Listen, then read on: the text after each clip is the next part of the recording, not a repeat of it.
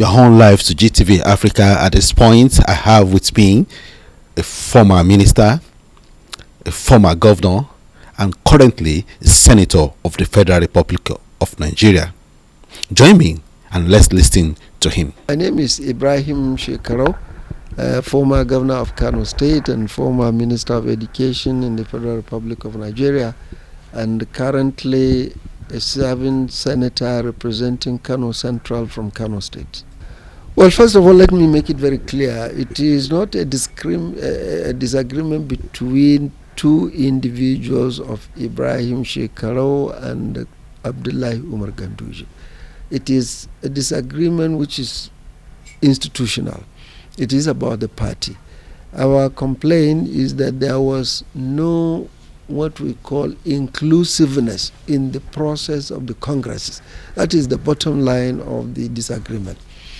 The congresses came and there were no contacts, there were no consultations, not a single elder in the party was involved, to the best of our knowledge, in the process of the congresses. And hence, we went out of our way. Since these forms are being sold at the center, you can buy. So people that are interested to contest purchased forms.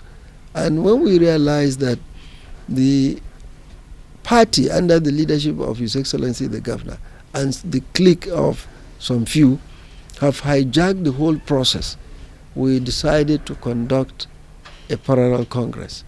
And we submitted our result and we confirmed to the party. We gave evidences that what we did was not in any way contrary to the guidelines of the party. The High Court here in Abuja to confirm and justify that our results of the congresses in the wards and the local government were the most authentic results. And we got judgment in our favor. The first round of the ward congresses, the High Court confirmed our Congress was genuine. We also went to court to challenge the Congress of the local governments in Kano. We also got the judgment in our favor. And technically and legally, since it is the delegates and the ESCO from the ward and the local government that elect the state, therefore the state too is null and void. Because if you, the electorate, had no constitutional and legal right to do what you did, then what you produce is equally null and void. So this is our argument, and we wrote a petition to the party long before the end of the congresses that we are complaining that the way the congresses were held in Kano, there was no involvement of the generality of the APC members. And it was as a result of our petition that the party referred our complaint to the National Reconciliation Committee, being chaired by distinguished Abdullahi Adamu, the former governor of Nasarawa State. They came to Kano, they listened to our complaint, they interacted with the side of the governor, and they submitted their interim report to the party. Along the line, the party invited us under the leadership of the national chairman. We had about 4 sessions, and in the end, the party came up with a proposal that is not acceptable to us, because there is no way when you form a committee, they form a committee under the chairmanship of the Kano State Governor Abdullahi Umar Ganduje, that we should go, it is his committee that will now address our grievances.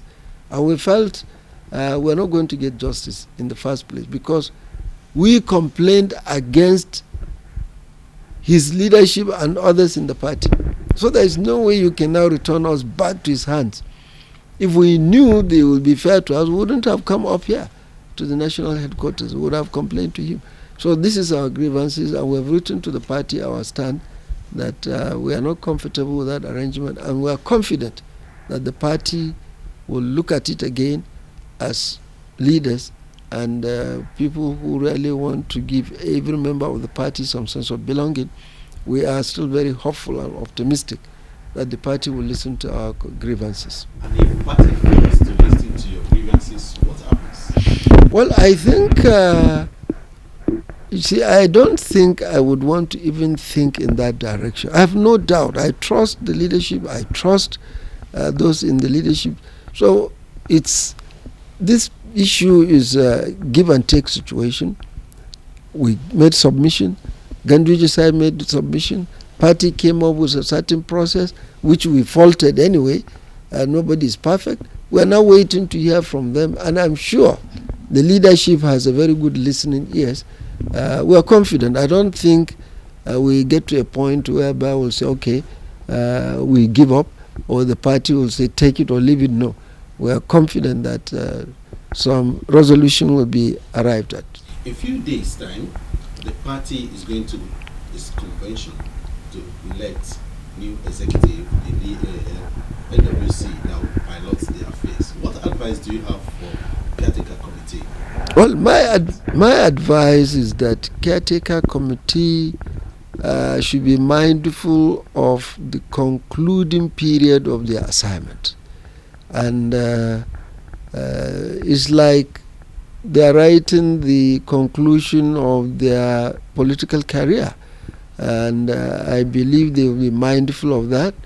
And some of us have drawn their attention to that. And since it is a collection of very experienced, very senior, respected citizens and senior members of the party in that caretaker committee, we're very hopeful. It's still not too late. Just about 2 weeks plus to the convention. And I'm sure when all hands are placed on deck, amicable resolution will be arrived at in all the crises in all the states, including that of Kano. I'm hopeful this will be resolved before the convention, inshallah. Amen. Thanks, sir. That leads me to 2023 is fast approaching also. And North is having the presidency at the moment. Yeah. It's expected that it should move to the south. What is your view? Should it go to the south? If yes, to which side of the south? Southeast, southwest, or south-south?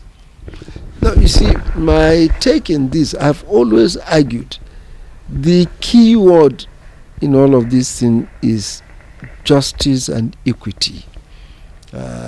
Everybody should be given that sense of belonging.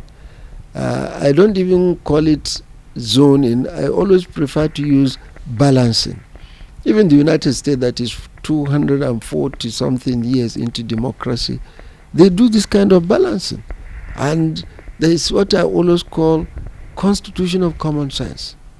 Let me quickly give you an example which I've been citing. There is nowhere in the constitution of Nigeria or constitution of any of the registered parties where it is said that, you see, when you emerge as a presidential candidate in the north, your running mate must come from the south, and vice versa. It's not written anywhere. But if today I become a presidential candidate from Kano, and I tell you my running mate is from Bauchi, even the market woman that has no business or politics will say this man is mad. There's no balancing. I hope this is exactly my thinking. So in the same thing, the argument of XYZ is not in the constitution and therefore you cannot make a case is all rubbish.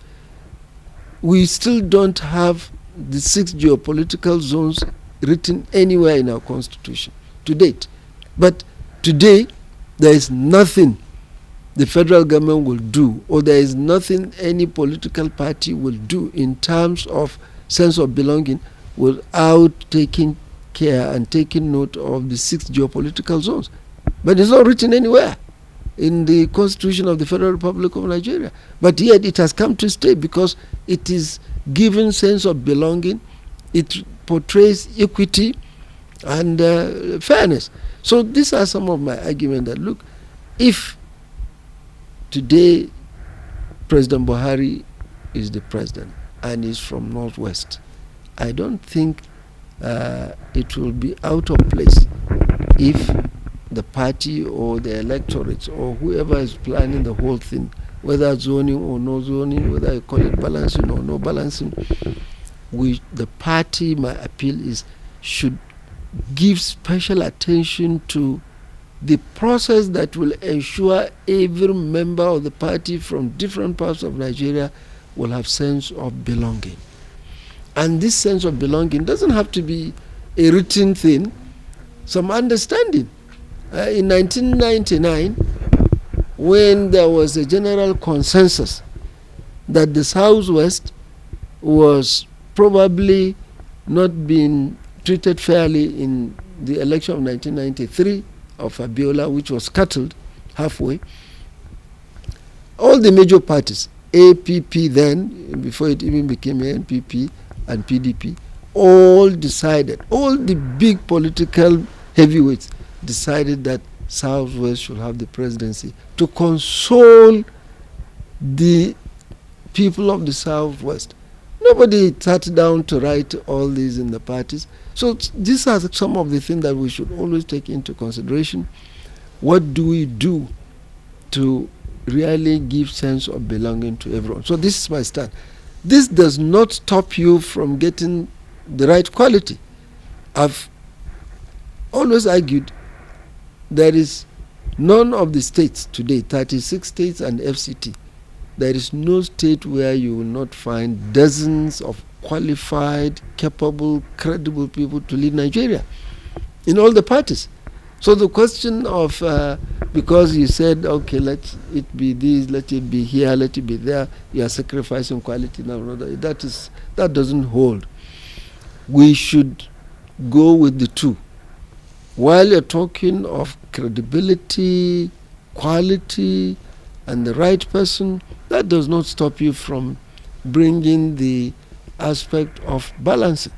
In the Constitution, for example, we have the federal character provision, just to make sure everybody is given sense of belonging.